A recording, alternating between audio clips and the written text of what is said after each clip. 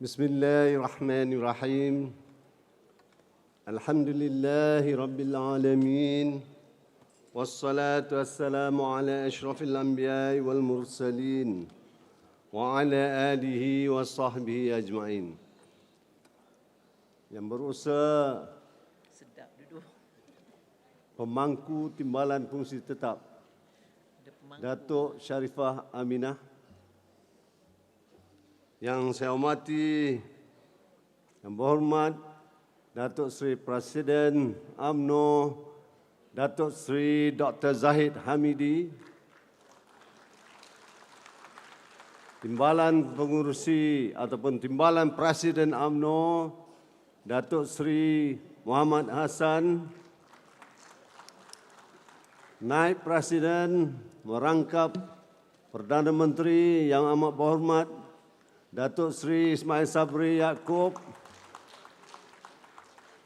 Datuk Seri Mahathir Khalid, Datuk Seri Khalid Nordin, Ketua Wanita Datuk Noaini, Ketua Pemuda tak nampak, Ketua Puteri pun mungkin berada di luar, barisan Ahli Majlis Tertinggi, Ketua Perhubungan Wilayah Persekutuan Datuk Seri Johari Ghani, Ketua-Ketua UMNO bahagian, para perwakilan, tuan-tuan, puan-puan, hadirin hadirat yang saya hormati sekalian. Pertama-tamanya syukur kita kepada Allah Subhanahu wa taala. Maka dengan limpah izin kurnianya, maka kita telah digerakkan oleh Allah untuk datang beramai-ramai ke Dewan ini, Dewan Keramat ini, semata-mata untuk jalankan tugas kita dan kewajipan kita sebagai ahli UMNO, iaitu mengadakan persidangan tahunan UMNO, Perhimpunan Agung UMNO 2021. Saya ingin mengambil kesempatan ini untuk mengucapkan berbanyak terima kasih kepada pengurusi perhubungan saya, Datuk Seri Jo, yang telah memberi kepercayaan kepada saya untuk mewakili UMNO Perhubungan Wilayah Persekutuan untuk membahas ucapan Presiden. Nama saya Syafi'i Abdullah, Ketua UMNO bahagian Wangsa Maju, anak 5, cucu 4. Isteri seorang saja. The one and only. Tuan-tuan dan puan-puan sekalian, saya akan mulakan pertamanya dari segi kejayaan kita di pilihan raya Melaka dan juga Johor. Sewaktu pilihan raya di Melaka, confidence dari segi UMNO begitu kucar-kacir. Ramai di antara kita yang kurang yakin bahawa kita akan menang di Melaka. Hingga kan ada polemik menyatakan bahawa kita harus bercantum dengan bersatu dan juga PAS untuk pastikan kita menang. Dan kalau kita pergi solo, maka kita akan kecundang. Tetapi saya respect Presiden Parti kerana beliau dengan tegas menyatakan bahawa kita akan pergi solo di Melaka. Sebenarnya ini kerja Allah Ta'ala. Kita tak merancang untuk ada pilihan raya Melaka. Tetapi oleh kerana ada sikitul moden di Melaka, maka kita terpaksa dia adakan pilihan raya dan alhamdulillah kita bukan hanya dapat 2/3, tetapi kita dapat 3/4 kursi di Melaka. Kemudian berlaku pula pilihan raya di Johor. Begitu juga. Masih orang UMNO masih kurang yakin. Seolah-olah tindakan tindakan Datuk Seri Insinyur Hasni mohon membubarkan DUN itu adalah satu tindakan yang bahaya. Kerana memikirkan bahawa kita tidak cukup kuat. Kerana merasakan kita kurang bersedia. Maka berlaku sekali lagi. Tawar-menawar. Datuk Seri Hasni telah menawarkan PAS 4 kursi confirm menang. Tetapi PAS kata sikit sangat. PAS nak banyak. Dia dapat 15 kursi. Tetapi akhirnya dia hanya menang 1 kursi. Ini juga ketegasan pucuk pimpinan. Kalau kita bergalah pada hari itu, dah tentu UMNO tidak akan dapat 33 kursi.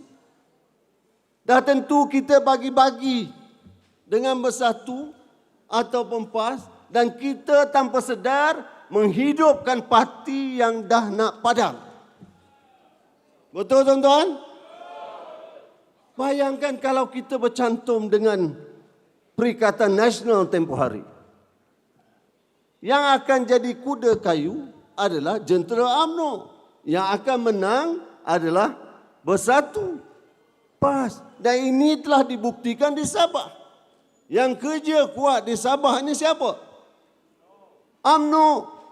Yang menang siapa?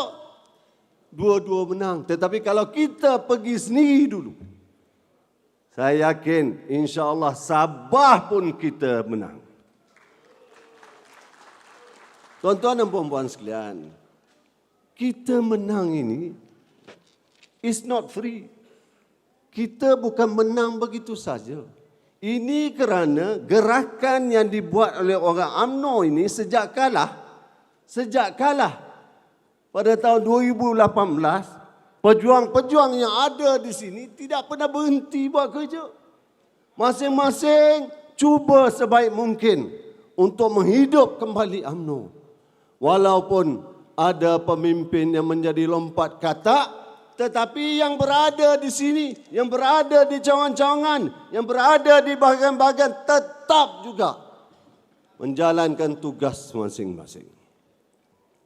Jadi tuan-tuan dan puan-puan sekalian, saya ingin mengambil kesempatan ini untuk mengucapkan tahniah kepada Presiden, Timbalan Presiden, Naib-Naib Presiden, Ketua Wanita, Ketua Pemuda, Ketua Puteri, Ketua Perhubungan Negeri-Negeri yang telah bekerja begitu kuat di Johor hinggakan kita dapat 40 kursi. Kalau ikut banci daripada pihak yang berwajib, yang ada otoriti, mereka menyatakan kita mungkin dapat 29-30 kursi saja. Ya. Tetapi wave, ombak yang sedang menghala, menguntungkan kita ini menyebabkan kita menang 40 kursi, tuan-tuan. Cuma ada sedikit anti-climax apabila orang yang kita nak ketengahkan sebagai Menteri Besar tidak berjaya kita ketengahkan. Ya, ini memang kita boleh merancang, Allah juga merancang, tetapi rancangan Allah jugalah yang sebaik-baiknya. Dan tentu ada hikmah di sebalik itu. Cuma saya ingin mengingatkan sedikit. Orang kampung kata kalau tepuk sebelah tangan, dia tak berbunyi, tuan-tuan. Dia mesti tepuk 12 tangan baru berbunyi. Apakah ada unsur-unsur sewaktu kita sibuk, sewaktu kita bertungkus lumus, baik daripada Johor, baik daripada seluruh negeri dalam negara, untuk memenangkan parti kita, saya tertanya-tanya, apakah ada mainan-mainan sunyi di belakang ini tanpa mendapat restu daripada Presiden Parti ataupun pengurusi hubungan. Saya harap tak ada. Ada atau tak ada? Ada. Tapi kalau ada, hentikan budaya ini, tuan-tuan. Kalau ada, hentikan budaya ini. Ya? Kerana ini akhirnya akan menghilangkan confidence daripada pemimpin-pemimpin yang ada menjalankan tugas, kerana tiap-tiap kali dia bergerak, dia akan terasa ada orang di belakang yang bawa pisau.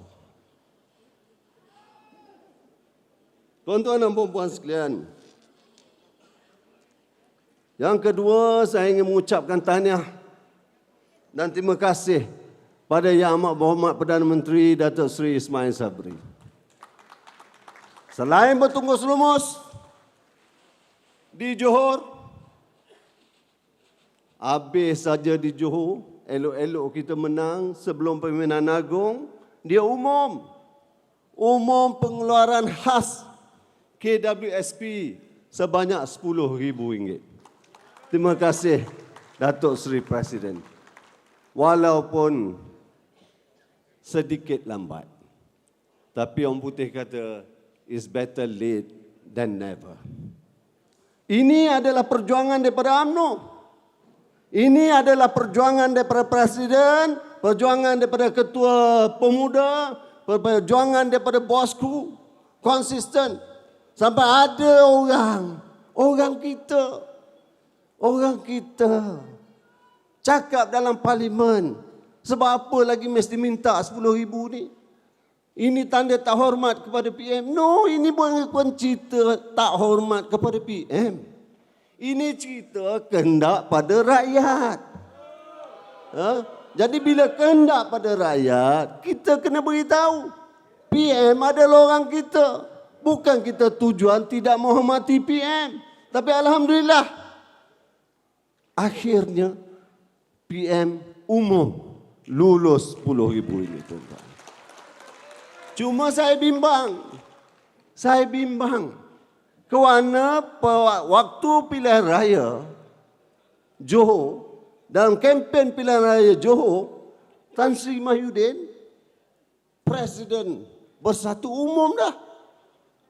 Dia akan luluskan citra ini, KWSP ini citra. Seolah-olah macam dia punya. Macam dia yang fight. Saya percaya lepas ni kita akan dengar. Dia akan kempen beritahu, sebab dia minta lah maka PM kita lulus. Adakah kemungkinan itu, tuan-tuan? Ada? Tak ada?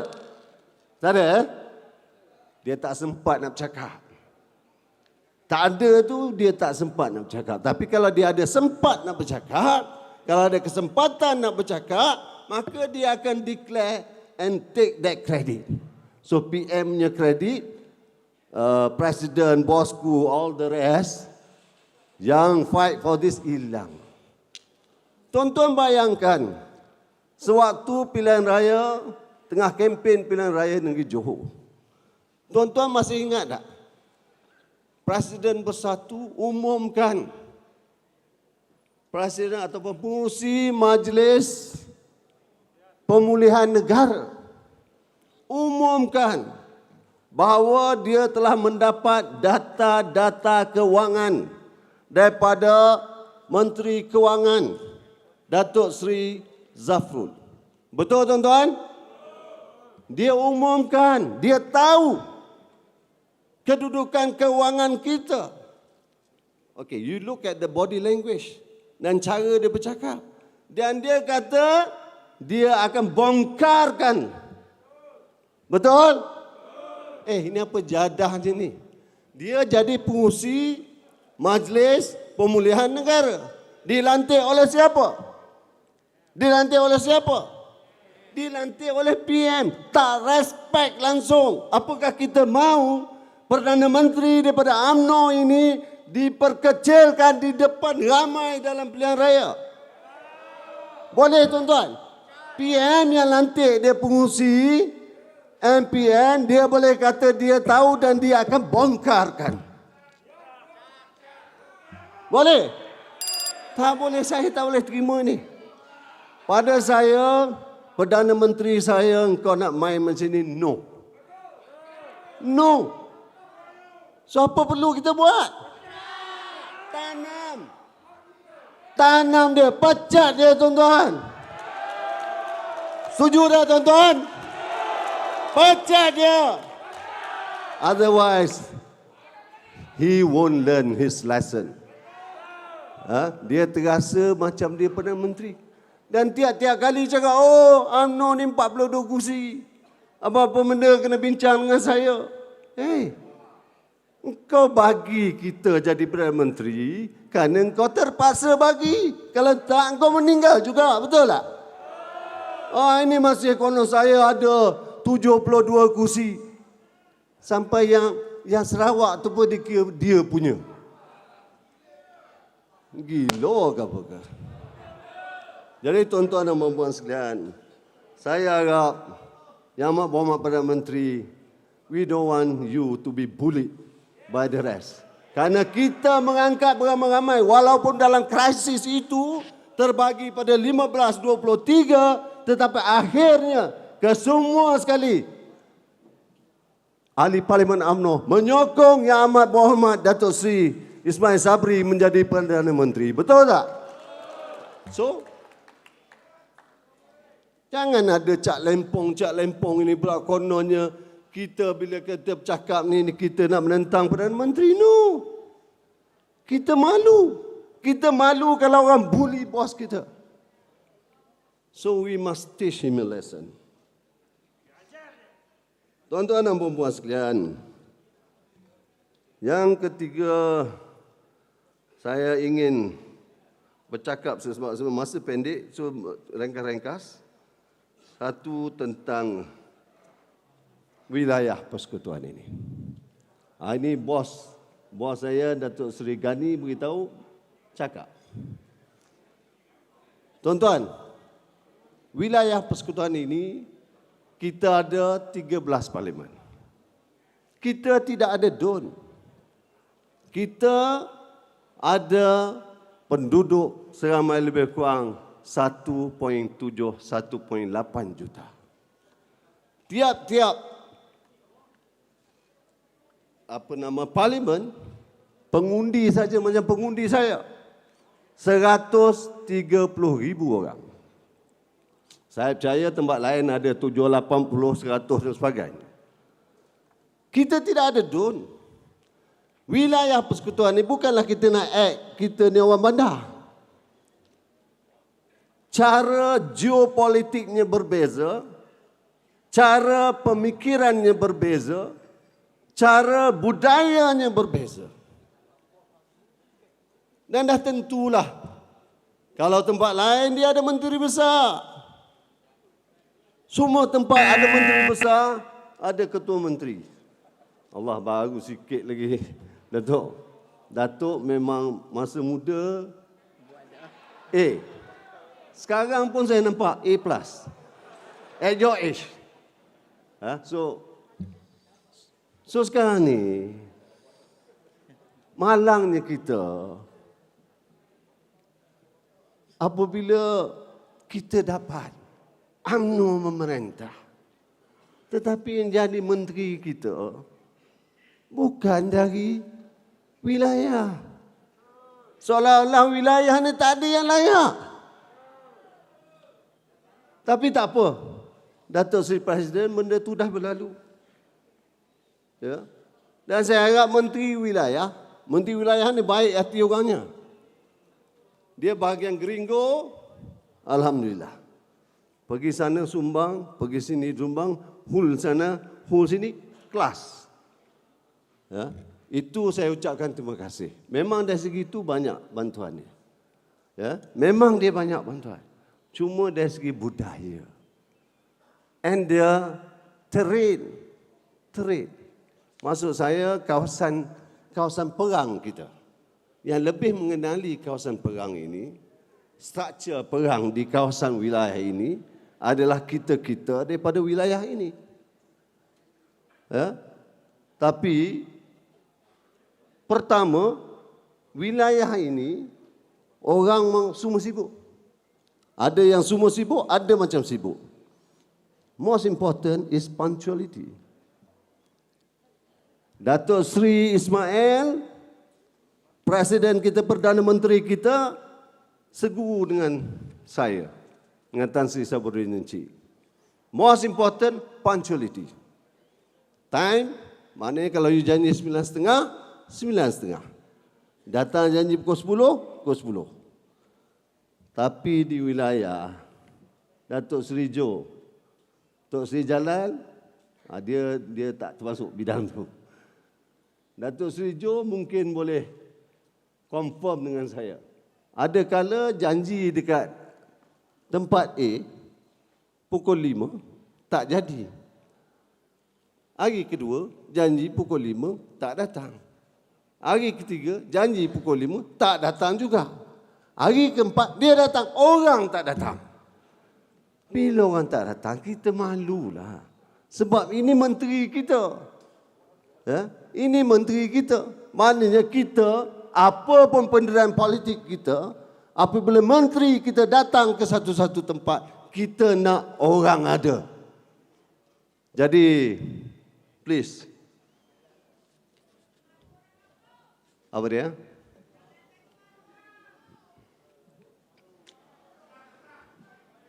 Datuk Pengurusi Tetap. Yang satu lagi tentang Kementerian Kesihatan. Kementerian Kesihatan ni, alhamdulillah. Sebab saya kena sikit ya. Kementerian Kesihatan, alhamdulillah.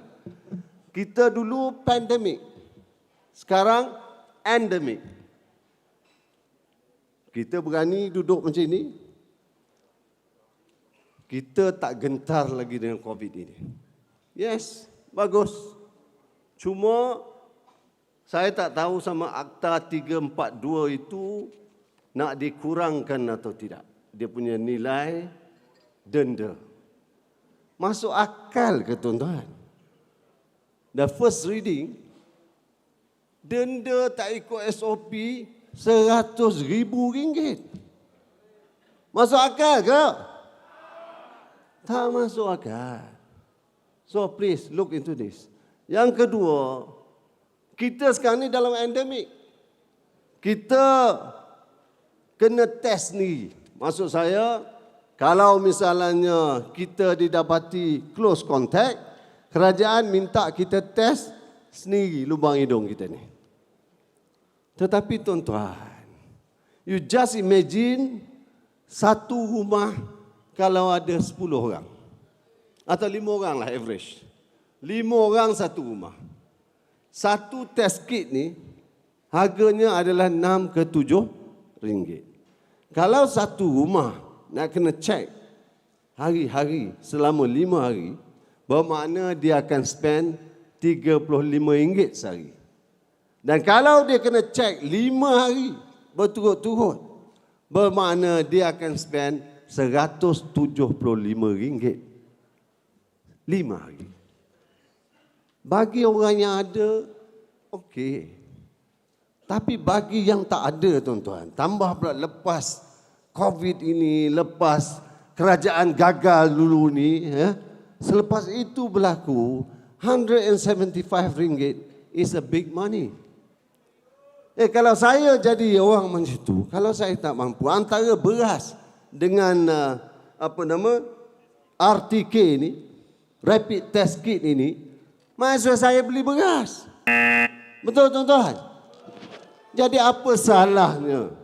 Saya ingin cadangkan pihak kerajaan memberi percuma kepada RTK ini kepada orang yang terkena COVID-19. Boleh. Dan tetapkan harga. PCR ni masih ada price discrimination. Ada tempat 200, ada tempat 150. Kita kena standardizekan itu. Saya sebab ada PM ni, saya kena cakap. Itulah gunanya kita. Jangan pula ada orang, contoh, baru ni sebelum Pimpinan Agung, ada menteri kata, oh, Pimpinan Agung ni tak boleh cakap pasal bubar parlimen. Apa cerita ni? Kalau menteri itu ada jawatan dalam ni pun boleh berkira juga. Ini awak tak ada jawatan apa pun. Saya dengar dalam berita Allah, saya kata, why? Apakah UMNO ni tak boleh bercakap? Saya percaya ke semua kita di sini datang berbincang ini, semuanya memikirkan untuk menang pilihan raya PRU 15. Betul? Saya nak tanya tuan-tuan, ada ke siapa dalam ini yang tak mau menang? Ada? Tak ada. Okey, saya ingin rationalizekan why kita patut adakan pilihan raya secepat mungkin. Benar, bukan kuasa kita. Benar, ini kuasa agung. Tetapi kita ada hak untuk beri pandangan. Betul? You just imagine. Saya membayangkan satu senario yang membuatkan saya takut. You just imagine kita berlaga dekat Johor. Kita berlaga dekat Melaka. Kita lawan Bersatu, kita lawan PAS, kita lawan Muda, kita lawan macam-macam parti. Dan kita menang besar.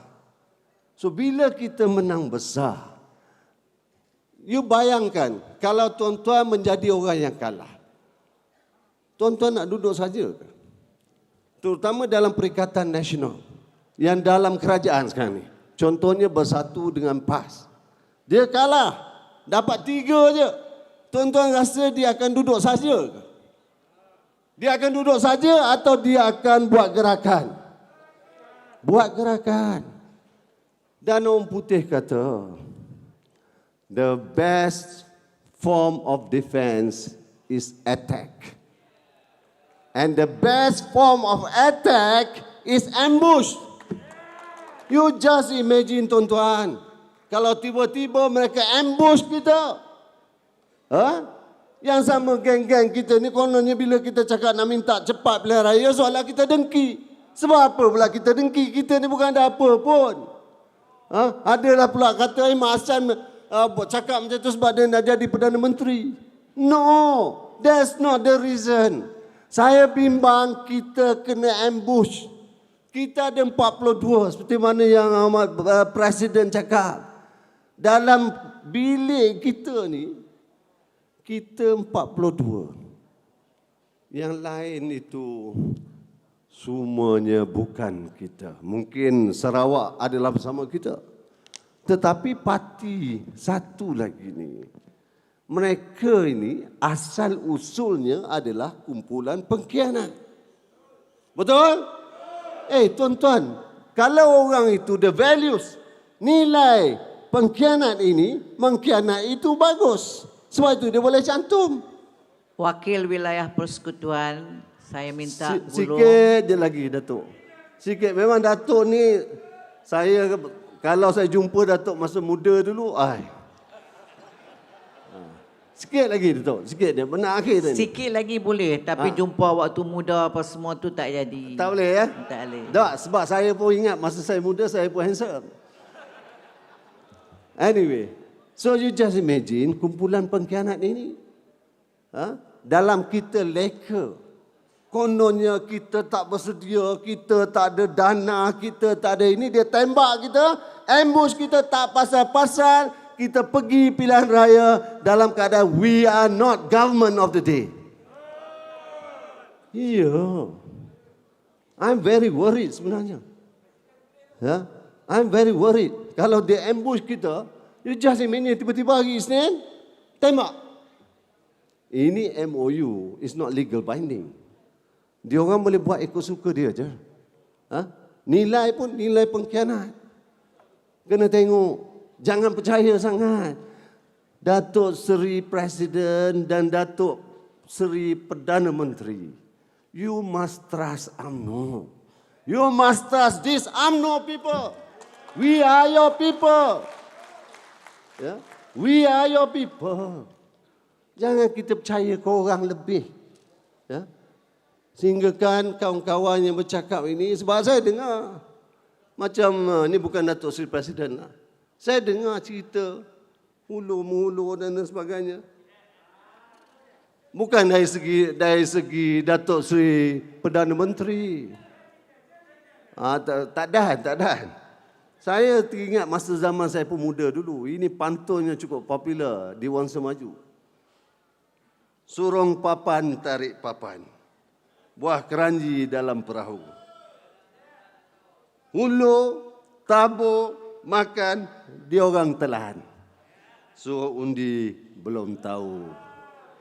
Ini Cak Lempong bagian kipas ni cukup ramai. Kita ni kalau kita lupa, kita kena kipas, kita geli, saya bimbang. Dalam kegelian kita kena ambush. Tambah pula ekonomi kita, it's not bad. It's not good. Kita boleh kata ekonomi kita stabil naik-naik, but seperti mana yang diperkatakan oleh Datuk Osman tadi, kenaikan kita adalah based on the negative figures. Ya, kita dah turun. Kita naik mungkin kata 4%, tapi 4% daripada base yang rendah. Sebab tu sekarang keadaan ekonomi orang tak rasa. Orang tak rasa. You just imagine sekarang ni Russia dengan Ukraine, kalau benda ni berleluasa, apa jadi pada harga minyak? Kos minyak akan naik. Kos production akan naik. Dan bila ini berlaku, katalah kita lambat, by then, dia punya feel good factor dah habis. Orang ni bila dia lapar, dia marah kerajaan je. Dan kebetulan, kita ni yang memerintah sekarang. Walaupun hanya 42. So better be good. Fikir elok. Ya? Saya yakin Datuk Seri Perdana Menteri dapat menghadam apa yang saya cadangkan ini. Kerana pada saya, there's no such thing as delaying election. Tuan-tuan setuju tak kita cepatkan election ini? Kalau kata tak ready, siapa yang lebih ready? Antara tidak kita yang tak ready, yang lain lagi tak ready. Betul? Bayangkan Melaka, orang kata tak ready. Johor pun kata tak ready. Tetapi di kalangan tak ready, kita yang lebih ready kerana kita ada structured party. Kita berada di mana-mana dalam parlimen itu. So, bukan nak langgar. Jadi, sorry, saya pun tak berhasrat untuk bercakap lebih panjang. Maka saya menyokong usul ucapan dasar yang amat berhormat Presiden. Assalamualaikum warahmatullahi wabarakatuh.